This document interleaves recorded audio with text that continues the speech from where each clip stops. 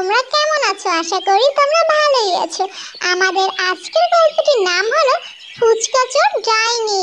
অনেক দিন আগের কথা, এক জঙ্গলে বাস করত শিয়াল ও তার বউ। শিয়ালের জঙ্গলের মধ্যে একটি ফুচকার দোকান ছিল। শিয়াল সেই ফুচকার দোকান থেকে ভালোই রোজগার করত। শিয়ালের ফুচকার দোকানের কথা দূর দূরান্তে পৌঁছে যায়। এই জন্য অন্য জঙ্গল থেকেও শিয়ালের দোকানে ফুচকা খেতে আসতো অনেক প্রাণীরা। এভাবেই বেশ কিছুদিন কেটে যায়। হঠাৎ একদিন একটি ডাইনির চোখ পড়ে ওই শিয়ালের দোকানের উপর। রাতে যখনই শিয়াল ঘুমাতে যেত ঠিক তখনই ওই ডাইনি এসে সব ফুচকা খেয়ে ফেলতো। পরের দিন সকালে উঠে শিয়াল দেখতো যে রাতে কে যেন তার ফুচকা চুরি করে নিয়েছে।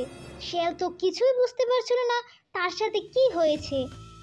শিয়াল তো খুবই দুশ্চিন্তায় পড়ে গেল।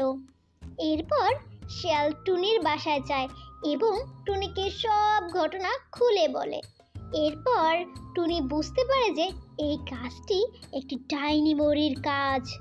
তাই টুনি ফুচকার মধ্যে সাধু বাবার পবিত্র জল ছিটিয়ে দেয়। এরপর যখনই ওই ডাইনি ফুচকায় হাত দেয় ঠিক তখনই ওই ডাইনি জলে পুড়ে একদম ছাই হয়ে যায়।